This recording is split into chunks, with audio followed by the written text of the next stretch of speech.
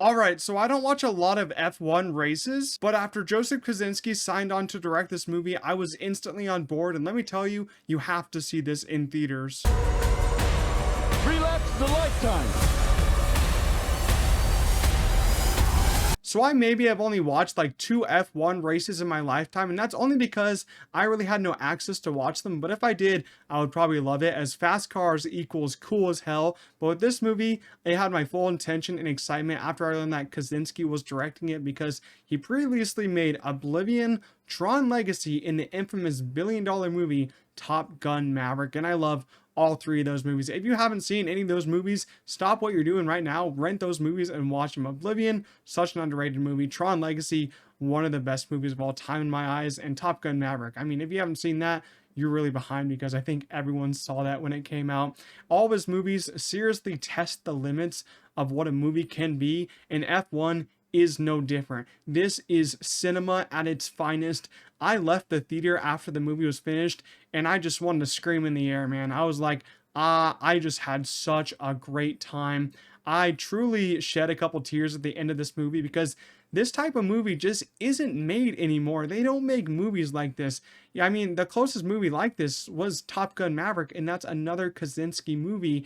And this is truly an experience that shows why theaters need to exist, because you wouldn't have the same experience if you watch this at your house. Your 59, 70-inch TV is not going to feel the same as watching it on the biggest screen you can find in your town, which is at a movie theater. I'm serious when I say this.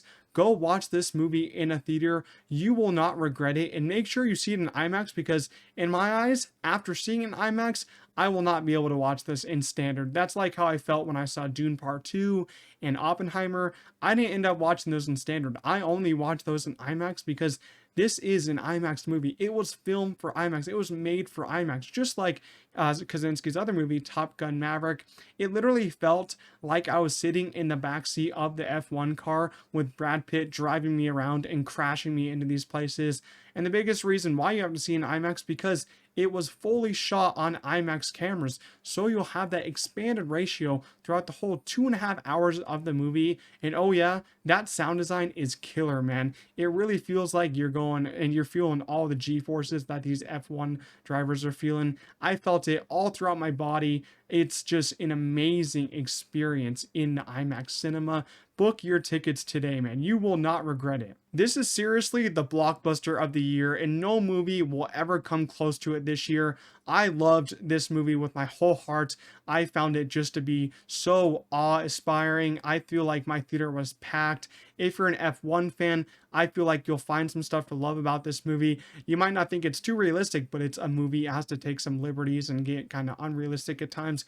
If you're not an F1 fan, I think that you'll also love this movie, man. It is just a ride from the beginning to end. It starts really fast, it ends really fast, and I'm not even kidding when I say this. It's probably my new favorite movie of the year, overtaking Sinners, just because of how I felt while watching it. And I will say, I don't think my pulse has been that high watching a movie in a long time. So this movie follows Sonny, who's a Formula One driver who comes out of retirement to save a dying team and to mentor a younger driver, Joshua. I will say the story of this one isn't particularly new at all. We have seen this underdog story quite a few times, and it basically takes a lot of the same beats that Top Gun Maverick did. But did that make the movie any worse for me? No, it didn't, because I never really expected a complex plot. I wanted to go into this movie, have some sick as hell racing scenes, some very cool moments, and I got more than I could have ever asked for, because this movie is more than cool. It's fucking awesome. So even though it goes through almost every cliche you have seen in a sports movie, it didn't affect or worsen my experience at all. Let's talk about the cinematography of this movie, because no other movie has looked like this. No other movie is going to be shot like this in a long time. And I truly cannot believe of how insane it looked. You're not ready for some of these shots, because they just blew my mind over and over again. And from what I understand, they put a lot of cameras in an actual F1 car, and you have Brad Pitt and Damson Idris driving around these F1 tracks with cameras all around them, in front of them, behind them, on the side of the car, behind the car. It's so cool what they're doing with the cameras here, and how they're kind of panning the cameras during certain shots, how they're zooming into the cars. And I didn't understand how they were doing it, but there's some shots in here where they're kind of following a Formula One car on the side.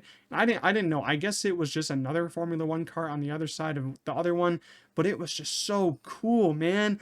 I get so happy to see cool cinematography, and this movie is just cool cinematography, man. You could talk about each shot in particular for like 5 to 10 minutes. This is like a movie you study like in a film class for a long time, just because of how cool it is. And I honestly can't imagine how many of these expensive cameras they destroy, because some of the crash scenes in this movie probably took a couple of takes. So that's a lot of money and a lot of cameras down the drain, and I feel like it was money well spent. This also brings me to the editing of the movie, because we've discussed how great all the cameras are, how great all the shots were, but it's the editing that really I made or break this movie, and it made it for me, because the editor of this movie was probably super stressed, and I don't even want to look at the timeline of this movie, because you have to really be precise and decide where you want to cut, which angle on the car you want to be at a certain time. I don't know how they decided it, but they decided it in so many different and great ways.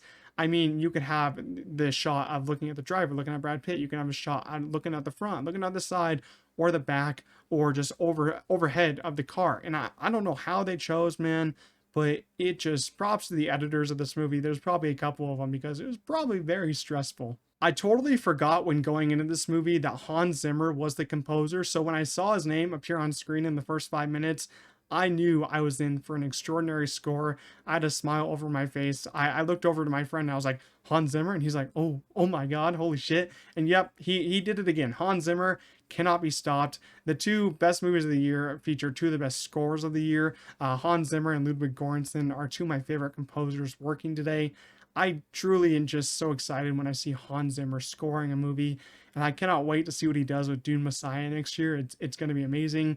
He just did so well here. It has that usual Hans flair to it, but it also sounded and felt like the score of Tron Legacy, which is also a Kosinski movie. That's one of my favorite scores of all time, done by Daft Punk. So I was eating this score up. I cannot wait to listen to it without the movie, because it's probably going to be great for like just playing basketball, just doing any sports at all. And the soundtrack is great. I'll be listening to that to some time when it comes out. I'll definitely be downloading some of these songs. I'm not even a big country guy, but the movie starts with the country song from Chris Stapleton, and I was jamming to that in the theater. I was like, this is a great song. And they place the songs at the most perfect spots. They're mostly in, montage scenes, or the race scenes, and I felt like each song really hit for me. Maybe like one of them I didn't like, but I just really loved hearing those songs during the race scenes. They made him feel more entertaining. Now, talking about our cast, you of course have Brad Pitt as Sonny Hayes. He's as cool as ever. I mean, Brad Pitt's also always so cool in every single role. I think this is the best he's been since Once Upon a Time in Hollywood, which was an Oscar-winning role. He actually has some very emotional moments here, and I loved his character. He's kind of this cocky F1 driver, because he just, he thinks he's better than everyone else, and he does some really fun things in here. Damson Idris plays Joshua Pearson here. Thought he was excellent. I haven't really seen any of Damson's other roles. I know he's pretty popular in Snowfall, maybe some other movies, but I will say, if Marvel does want to recast Black Panther, this is the man for the job. I mean, he would kill that role. Javier Bardem and Carrie Condon play supporting roles in this movie. Every time I saw Javier Bardem, I was just like, Dune Part 2. Dune Part 2. That's it from Dune Part 2. Say Lisa Nalgai, please. I mean, I can't get that out of my head, but Javier Bardem has some great emotional sequences in here. Carrie Condon's great. I loved her in Banshees of Inisherin. I think that she deserved the Oscar for that movie, but she's awesome here too. For the pace of this movie, I know you're probably worried looking at the runtime saying 2 hours and 30 minutes, 2 hours and 35 minutes or so. Don't even be worried. I flew by for me. I loved every single second of it. There's a lot of race sequences, so you won't get bored at all. And the race sequences are awesome. They get really innovative with how they change up each race and how different it can be. I just was really entertained throughout the whole movie. And that last race sequence is such an all-timer. Overall, F1 is my new favorite movie of the year, and I can't trust anyone who doesn't like it.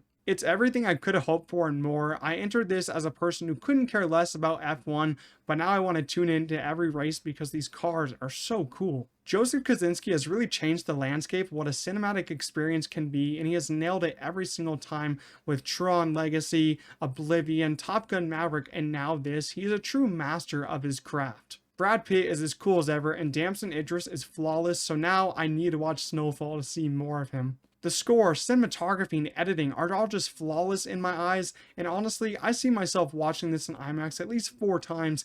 It's an unforgettable experience for me. F1 gets a perfect 10 out of 10 from me.